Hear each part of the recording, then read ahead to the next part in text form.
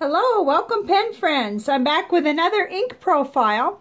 This is the number 3 ink from the Ink Flight 25. And so we're doing this one today, Moonlight of, I don't know how to pronounce it, but here it is, Higashiyama. And okay, so this is an entire 7 ink series of inks from Japan. And this one is under the Kyoto TAG let's see, I had written down how to say that. Kyo-iro. So it's under this one, and it means color. So that I'm trying to learn, but it's quite a bit to take in there with the different language. But it's a kind of an orange. It's very beautiful, and it also kind of delves into the brown area, in my opinion. So let's just dive right in. There's a lot to discover about this one. And first I want to find out how it does in the water test, so we'll do that. And we'll look at the last one to see how it came out. Whew, I guess I didn't put much in the pan. There, okay. As long as it's submerged, it gets a fair and equal trial. Okay, we'll put that to the side. Okay, so this one is the green ink. It's this one here, the Urahara, and it's not very readable. It's very typical how it came out from the bath test. It pretty much all disappeared, but you can faintly read it. So just wanted to show you that. Okay, and then we'll get right into the Rhodia Gold Book, which is where I start my ink journal each time. And we've got, first, I noticed I just kind of naturally started doing a whole page for each ink, and I suppose that's just fine. It gives me a little more space in there, but here we are on our spread that's filling up slowly. And this is our ink of the day. It's quite pretty. I really do like it. Let's get over here to where we have it. Okay. So, I especially liked it in the broad nib, but you hear that a lot from me, so that's nothing new. And then in the fine nib, it was a very nice change of pace from the other two that we've done so far, because this was saturated enough to really still look nice. I'm going to hold that up a little further. So to me, in my opinion, it still looked really nice in the Lamy fine nib. And that's saying a lot, you know. Here it is on a little piece of Tomoe River paper. It sort of flattened out on there, but I didn't mind it any, and we'll see it on the paper in a minute. And then the chromatography, this is where I really needed the other kind of strip, because it's very subtle and you can't really see where it's separated too well. Oops, let's make sure I don't have shadows in there. You can kind of see it a little bit, but not too much. So, okay, so let's move on to the next notebook, which is the Cvs Caliber Notebook. It's just a little, like a 4x6 notebook from CVS. So let's see here. And I thought it looked good on here. When I dropped out of the broad nib and into the Lamy fine nib, no, I did not like it on here. And that wasn't a real big surprise either. I find that with this paper. Okay, no bleed through at all, not even on the heavy ink with the paintbrush there. But I felt like this was just fine, and I liked seeing it on there. So let's see how it did on the Demoscene. This is a really nice paper. I almost feel foolish the way I've used this notebook. I'd like another one. But here we go. It's not like it's wasted. I mean, I can look back and see all these different colors, and it'll be a good reminder. But this is really nice paper for just doing squiggles on. Okay, so here it is. I thought that was really interesting what was going on there. Let's see if you could see that detail. I just did however the paintbrush wanted to move, basically, with the ink. And definitely you get the lighter end of it here and then the darker. So that was cool. And then I put it, as usual, into the Moonman glass nib pen. And I did have to redip at this point here. So everything here and here. And then it wasn't doing it anymore. I was going to rip the paper, you know. So I did have to redip. But I don't know that tells me much. It's just that most of the other ones, definitely last month's flight, and so far with this one, I didn't have to. So, just a note, I guess. I did, and I noted it there. I feel like this looks like almost like a deep burned orange, and I do like it a lot. It reminded me at first of Diamine Autumn Oak, but we'll get on to some more discoveries here. And then, okay, this is the Cafe Notebook by Nanami Paper Company with Tomoe River paper in it. So, as usual, it's in the broad nib on the left and the Lamy fine nib on the right. And I think you could probably see it. It does pretty well on both. It does get a little lighter with the Lamy fine nib, but I would expect that. But I can still read it. I don't have any trouble with the readability with this here. So what I wanted to do is I wanted to flip back to ink that really super reminded me of this one, even though it doesn't really make much sense. And that is the J. Arbonne Coralline d'Egypte.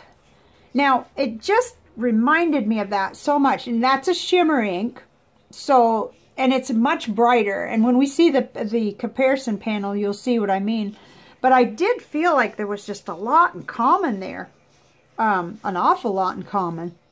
So I just wanted to flip back to that. And I'm just remembering another flip back I wanted to do in the other journal. So I'm going to go ahead and do that for you. Okay, so I wanted to take you back in here. Oh, that's the same ink. Okay, well, that makes sense. Okay, let's see where we're at. Okay, so with this one, you might be able to tell, especially, that this is darker. So this is our ink of the day here, where my right hand is. And then this is the Coralline d'Egypte. And you could see the difference. But for some reason, it wants to remind me constantly of that ink. No, I'm not sure why, but there you have it anyway. Okay, so on to paper samples. Here we are on the Tomoe River 52-gram white paper. I was surprised it didn't, you know, you see all this beauty here in the other two. And this one just sort of flattened out on it, and it was the same technique, you know, with the paintbrush. Probably the same amount of ink, I would imagine. However, I love how it looks in the nibs. Here's the broad nib and the fine nib. No problem at all. And I wrote one letter completely with this ink, and pen pal letter, yesterday. So that was fun. Okay, and then Clairefontaine 90-gram French ruled paper. Got it onto there, and we could see a little more of the shading, which surprised me. And here it is in the broad nib and the fine nib. Still no problems. It didn't feel too dry or anything, and the flow was good, and I like how it looked. So, okay, Rhodia 80-gram dot paper with on the white. And there it is, pretty standard, and it was a good experience on there. As you can probably see, that, you know, I see some shading. I'm picking up shading everywhere a little bit, but it's not something that I would just, it doesn't leap out to me as a reason to purchase the ink or anything. Okay, here's Hamlin Optic 90-gram paper, and I liked how it looked on here. Had a little bit of that same quirky thing that happened with the other inks, where I'm seeing it, and it's probably shading, but it's so strange where it almost goes white underneath in parts, and it's very hard to show you that. But it just seems more pronounced. It doesn't do that on any of the other paper except maybe that new G. Lalo paper. We'll get to that one. Okay, next though is Leuchtturm. This is the Leuchtturm paper, 1917 dot grid. I haven't been turning them over, but you know, I knew there was no bleed through on any of these, but I should probably be showing you. I suppose that just takes time though. Here it is in the broad nib and the fine nib, and I loved how it looked on there. That really made the color rich on the Leuchtturm. Next is this new paper that came in the ink flight that I'm testing out. And I can't seem to get used to the bumpy side anyway. I don't seem to quite like how the letters look. But we'll see. It could be that with a more flowy ink, I'll enjoy it more. Because I used to always like linen paper, so, you know, they had this feel to it. But broad nib and fine nib. And I don't know if you can see what I'm seeing where I just felt like, you know, the bumps really make a difference on that. Maybe it's because I'm so used to the Tomoe River paper, though. I'm just spoiled. Okay, here's the Office Depot College Rule, the last sample page, anyway, paper. And it, you know, not surprisingly, it didn't do a whole lot of shading or spectacular stuff on here. But it does hold up. The color holds up nicely, even in the fine nib. So, and no bleed through, not even on that one. So we had it real good. I had a good experience on that. Now, let's get to the color comparisons, but on the way, oh, okay, that's completely gone. It's not like yesterday's. It's, you couldn't read anything on there, and I'm already sure of that, you can tell. Okay, so here's the color comparison panel for today. And today's ink is right in the middle. The Moonlight of Higashiyama. Now, I understand that translates to, that last word there, translates to Eastern Mountain District. So I thought that was cool. I had to actually glue this one over here on, so it looks kind of funny. This is the J. Harbon Coraline de Egypt, and I had it, I had nothing left of that sample. I loved that ink. Surprised I don't have a bottle, but, you know, I just, my goodness.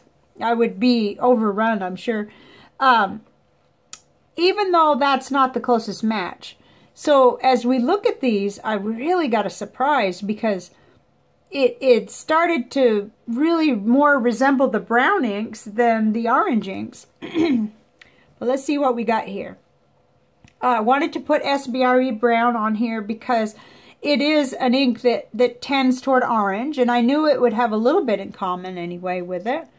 And then I remembered this one, which I really loved writing with, the Diatramenous Cookie Scented. I've just got a few drops left of that sample too. But that, you know, it's got that reminiscent sort of look to it, and yet it's much more brown than orange. And then Diamine Autumn Oak. I really don't think you could compare the two. I really like the Autumn Oak better. That, I'll just be honest. But you've got that dramatic shading ability, and it's cheaper. So I've got a lot of prejudices against the more expensive one when there's one like the Diamine Autumn Oak that stands up so well. It's just such a great ink. Let's see. So the Noodler's Habanero is obviously warmer and more orange. And really the J. Harbon ink is too. But I was still wanting to put them on this panel because I felt like, is it orange? Is it brown? That's where I was leaning toward with this. And then Kaweco Sunrise Orange turned out to be quite a bit brighter. And yet I recalled by memory that I wanted to see that on the panel with this one because of how it looks. And Platinum Mix-Free Earth Brown seems more complex and interesting, but it definitely compares. Oh gosh, okay, what I'm seeing with my eyes is not quite the same. This one here is being made to look a lot brighter through the camera. Darn, I hate when that happens. Okay, Pelican Brown. I have a sample of this and I love that ink. It's gorgeous. And it's more brown, so we've kind of got one or the other here. We've got much more orange, and then we've got much more brown going on. But hopefully this will be useful to you in some way. Just to figure out where this ink falls, you know. And, like, keep in mind, this is just what I have, so. Okay, let's look at the visual journal. It was a little bit kind of boring, I guess would be the word. But yet I still got some little trees, and it was fun to do, but it just flat compared to some of the really dramatic ones, even compared to the last ink. Because the last one, you know, we had yellow and the lighter green and darker green. We had more contrast, and I like that. I like contrast and shading, I just have to say, and saturation, so. But it was still interesting and fun, and I did do some dot patterns on this, where I just globbed the ink on, just to kind of like spice it up, because it looked ridiculous, just dots on the water there. But for what it's worth, this is how it came out and was interesting. So, okay, so what's next? What is next is cool. It's this one right in the middle, this bright green.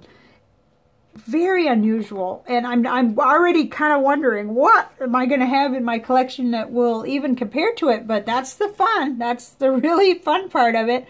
And of course, I can't wait to get to Stone Road of Gion. Or oh boy, I predict that one's going to look great in a nib. I can't wait. But anyway, I love the green too, though, because that's bright and it's more saturated than these two, and I think we're going to have fun with that. So I have another thing too, just before I go. I wanted to say a big thank you to pen friend Karen, who sent me a whole bunch of samples. And I don't have them all indexed because I literally ran out of the coloring index cards. But the ones that I do, I just wanted to show you real quick. So one of the samples was Robert Oster Viola, which was recommended by another viewer. And I really have wanted to sample that, so there it is.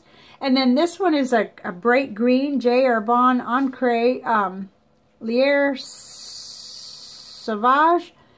Pretty, pretty. Waterman Tender Purple. This has been one that's been recommended to me forever that I hadn't tried yet. Oh, and this beauty here. Pilot Iroshizuku Murasaki Shikabu. Oh, wow. Pretty. Interesting, I have it in a nib already because I couldn't stand it, that it lightens in the nib, or it appears to on the paper. And then this one, which is going to solve that whole thing about, I was trying to match up the Platinum Violet, and this Platinum Mixable Silky Purple indeed is a match to that. So that is so cool. And then here, oh my goodness, she even mixed up the Sugar Plum, the Ink Journal blend. Whoops, I've misspelled ink. Gosh, I guess I was excited. Mixed up some, and so I have a sample of that, which she remembered I was crazy about. And then this is Colorverse Einstein Ring, which is beautiful. These all give me more comparisons for you guys, and I love working with samples, so I'm just so appreciative. This is Kwz Hawaii Blue, which I'm waiting. I've been waiting forever for my bottle. I ordered from, well, they're back ordered, and I got in on it late, so it's not the fault of the Hipponoto at all. It's just that I got in late on that, and I did a pre-order or something in it. So this, and then this is black. So I now have a sample to tide me over till I get that bottle, and that is so cool. And then this one is Blackstone Barrier Reef Blue, which I love Blackstone inks. So I just wanted to share with you that I've got started with the indexing. And what I'm going to do today is the rest of them, I'm going to index onto a big piece of Tomoe River paper, because in order to better serve you, I need to know what I have so that I can put them on the panels to compare. Like I could possibly have inks in that I don't realize that would compare well, excuse me, with some of these, and I want to know that so I can get them on the panel. That's the fun part. It's really, really fun to me to discover what all the alternatives are. So with that, I will close this video, and I'll see you on the next one, which will be this Kyo-iro. No idea how I'm saying that, but it's gorgeous, and it kind of makes me think of like a jungle or tropical stuff, which we could all use right now in winter. So I will see you on the next video. Have a great day. Bye for now.